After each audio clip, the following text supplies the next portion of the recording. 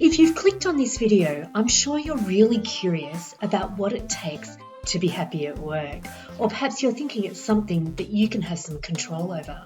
Are there any steps that you could personally take to enjoy work more? After all, it's called work for a reason, right? Hi, my name's Carolyn Brown and I'm a career coach and the founder of the Straight to Shortlist Challenge. And welcome back to my channel. If you have these questions, then I want you to watch this wonderful interview that we filmed as part of our career care package live stream during the pandemic, where all of us were reevaluating our lives and our work. It's with the wonderful Dr. Ramya, a life and leadership coach and founder of the YouTube channel Crafting Lives.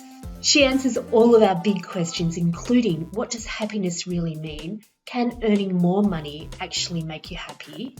And if we just change our thinking, can we change our lives? Make sure you watch to the end of this video because she drops truth bomb after truth bomb about what it really takes to be happy at work and happy in our lives. So if you like this video, I'd really love it if you gave it the thumbs up and subscribed. It will help this channel to grow and you'll see more videos like this.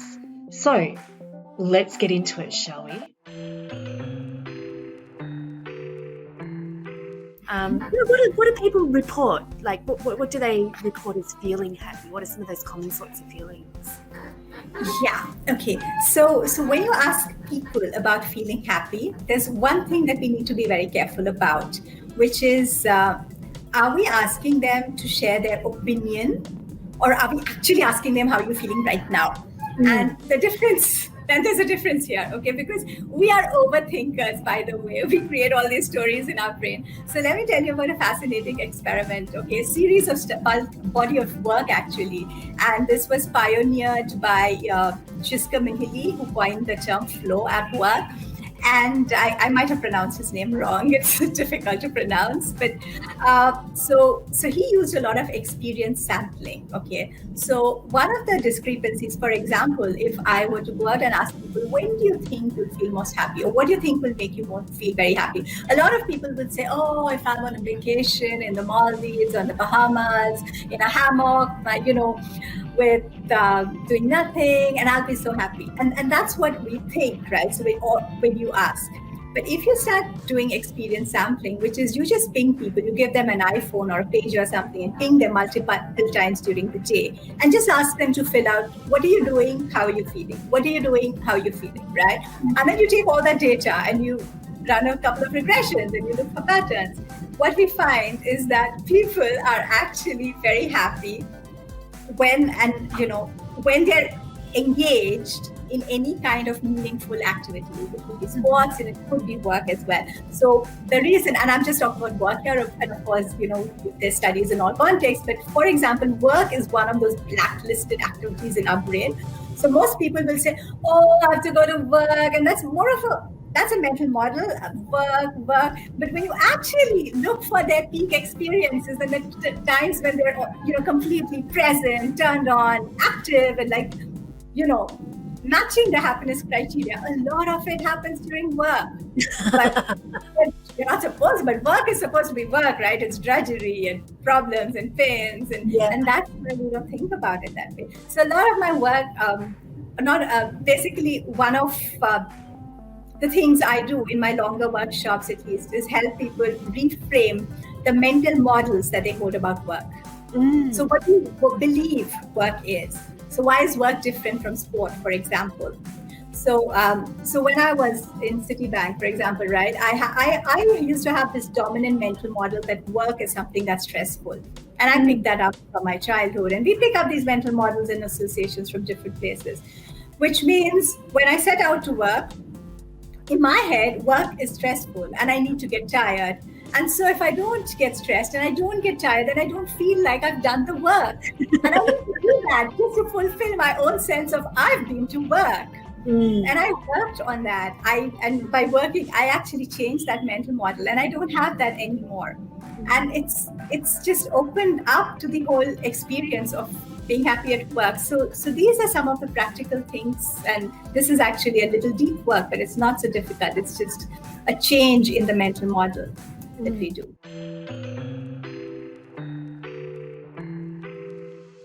actually mental model creates our reality. Mm. And because we as human beings, we don't have any access to what I'm going to call the objective reality.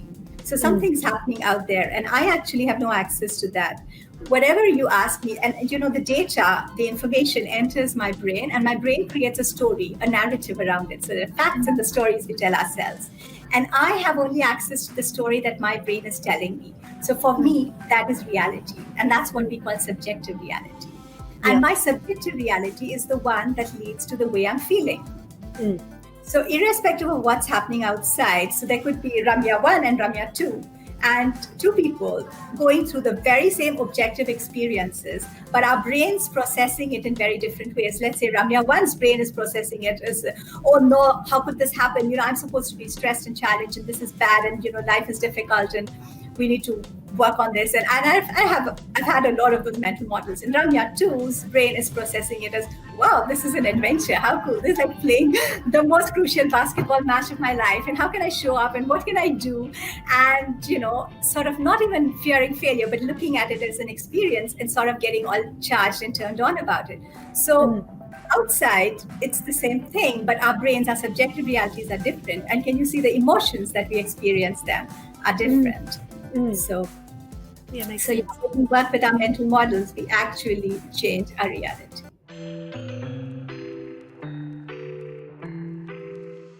Does a material, a possession, be it a car, be it a nice swanky office near Darling Harbour in Sydney or in Mumbai on a Nariman Point, does that make us, or is it more about that it makes us happy for some time?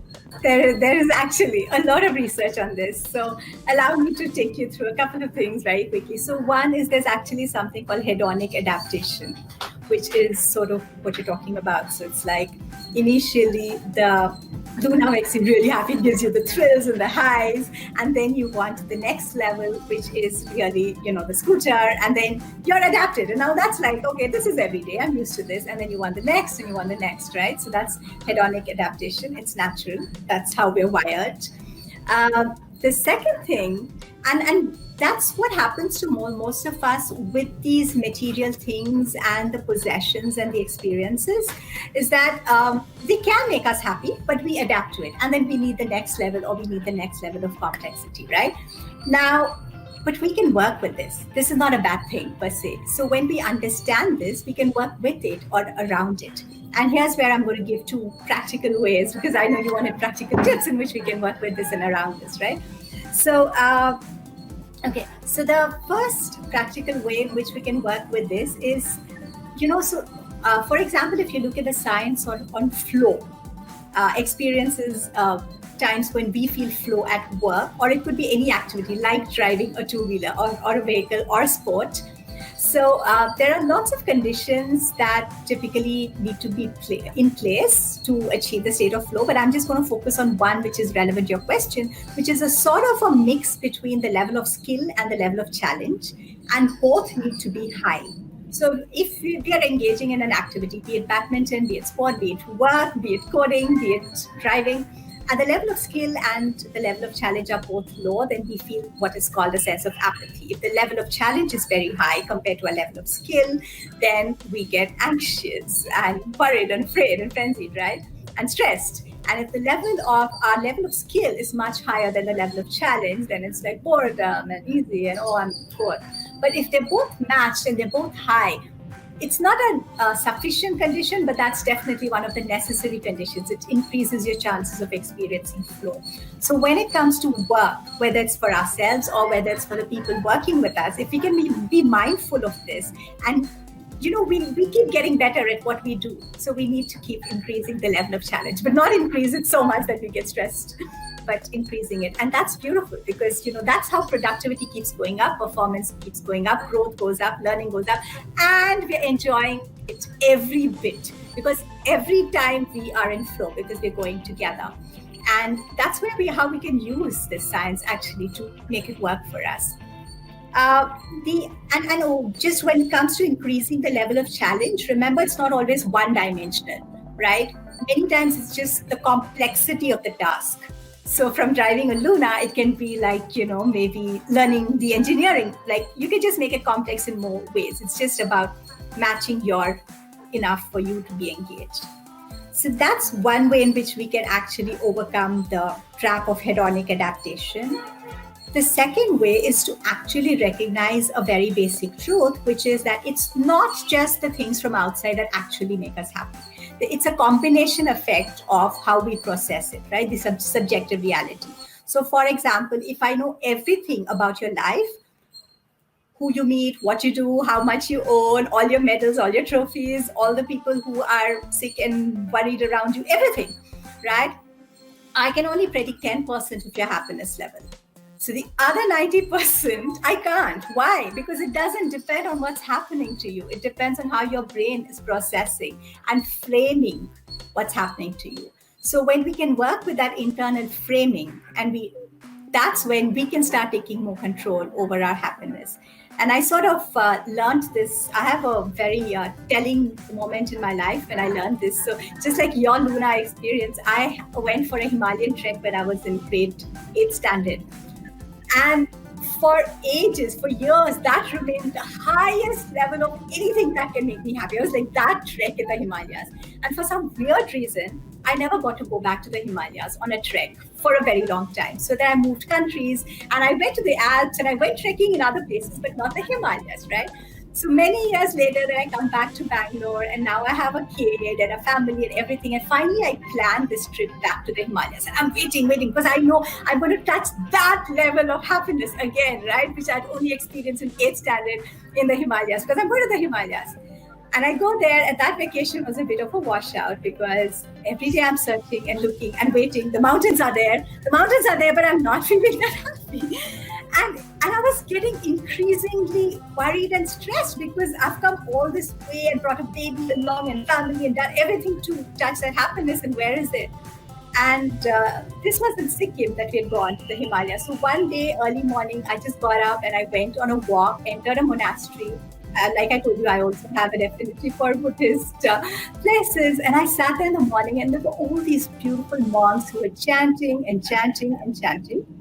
And I went into this trance. It was so beautiful. And when I left, there was a sense of peace, but there was also this big aha realization for me, which is that if happiness was something that the mountains are just handing down, why would these monks be working on their inner worlds and chanting and chanting and chanting? There's something else that they're doing. And since I'd anyway already meditated and I knew about meditation and working on our mental models in inner worlds, I realized it's a combination effect. So of course, things from outside do make us happy and excited. We love getting new things and new experiences and lovely things. But we can also, in parallel, work on how we and how our brains are processing and experiencing those things. Because that's the 90%. It's a 90-10. So you get a lot more bang for the buck by working on the inner world.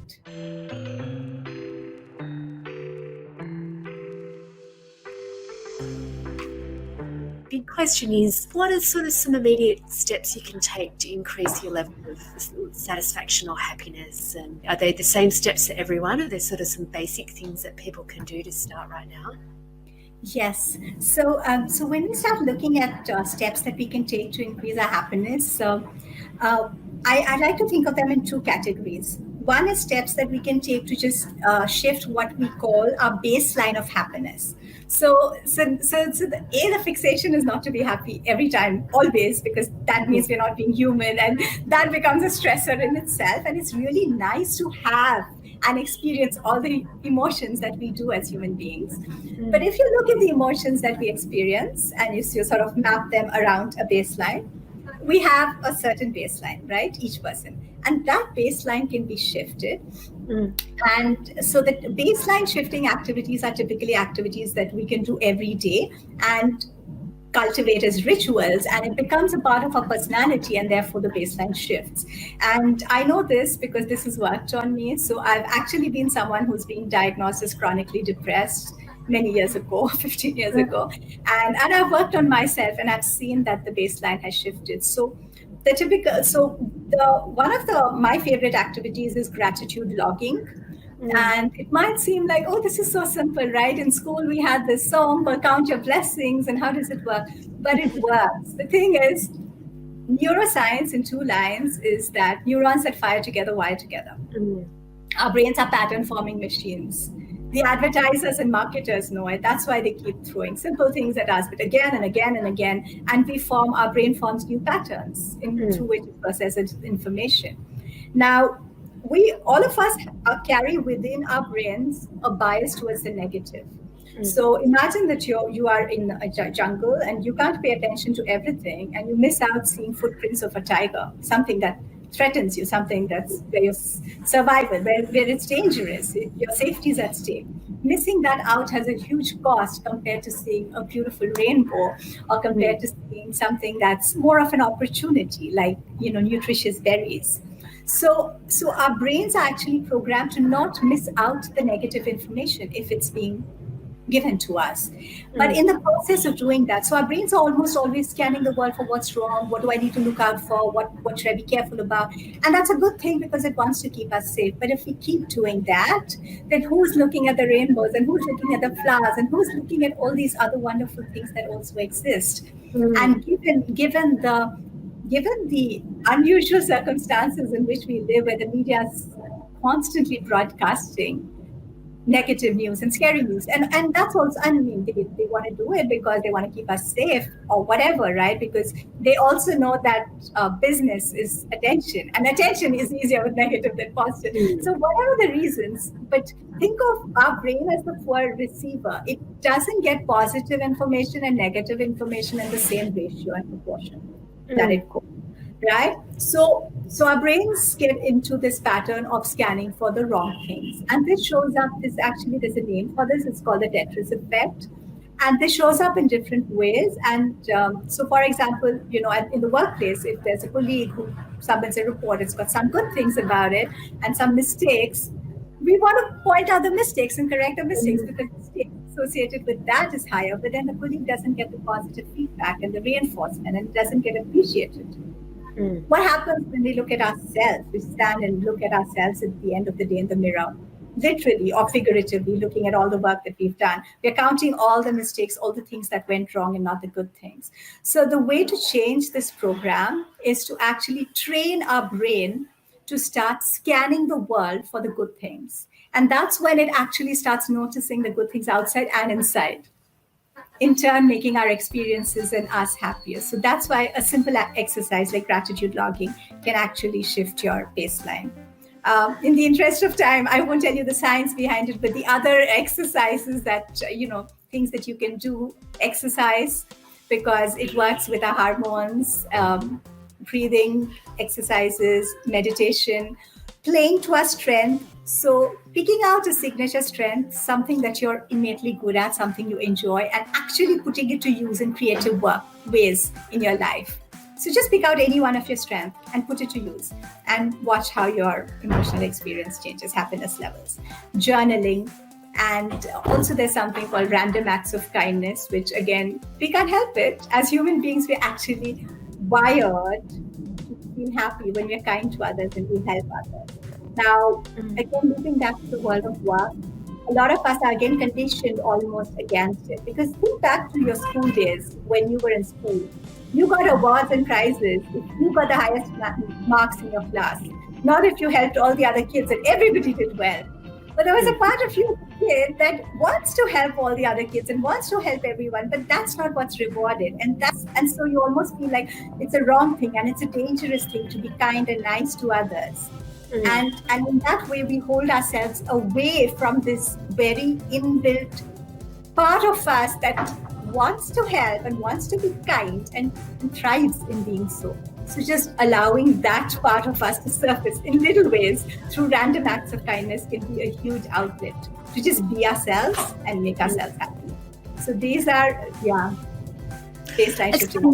Ramya, these things don't cost anything, do they? So they don't cost the great triple pay or, or whatever. They're free. So.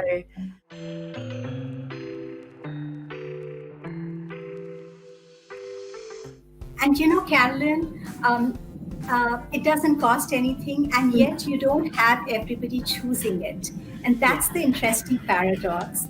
And I've got very interested in this question of late because I see the science, I see the difference it's made to my life, I see the difference it's made to the lives of people who've chosen it. And I also see a lot of people even unwilling to choose it. And that makes me very curious. And that's where I started realizing that it's funny, but not everyone even wants to choose happiness. And part of it would be the other point that we came up with the fashion and the culture. And it's like, you want to belong, and everyone's saying, oh no, my life sucks, and this, and you just want to belong. It's just like conformity. Like, we, like teenagers want to be with their friends. We're all teenagers at some level.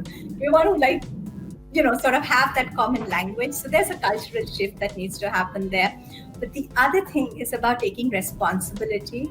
So remember when I told you back in my Citibank days when I was so fond of complaining and I so badly wanted to just, it's because of this and them and them and them and mommy and daddy and this and that and the weather and the politicians, and I don't want to take ownership.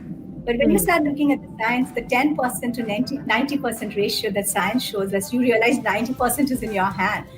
That's a lot of people don't want to know that. They don't want to be told. So I'm not saying like you have complete control, but 90% is a lot. It's a lot that you can work with, but a lot of people don't want to hear that. I think it's scary for people. It's scary because once you take responsibility, it's like, I have to own it. I have to make the moves, and it may not be other people. Shockingly, it might be me. And I just want to add one more, which is not a baseline shifting activity, but more in the here and now that you can use immediately, which is that, and this is a beautiful thing about our brains and our feelings, that there's a very limited bandwidth. In the sense, if I'm thinking about a terrible thing that happened yesterday, I can't automatically also be thinking about my puppy or be thinking about the fun thing that I'm going to do tomorrow, And if I'm feeling really bad and sulky, I can't also be feeling happy and jumpy, right? So which means literally in the moment, it sounds like a very small thing, but if you just change your attention, you choose to focus on something else, actually, whatever it is that's putting you down, bringing you down, that doesn't have as much of a grip, both in terms of your thoughts as well as in your emotions. So, and I'm not saying use this always, because sometimes you want to investigate and you want to inquire and you want to, see what it is and learn from the lessons. But many other times, you just want to turn that meat a little and say, oh, I'm just going to stop about thinking about what happened and I'm just going to choose to feel better now. And it's that simple. It's just that choice in the moment. So I hope you found this interview to be insanely useful. If you like this video, please give us a thumbs up. If you like this video and want to see more of us, please subscribe. And I'll see you in the next video.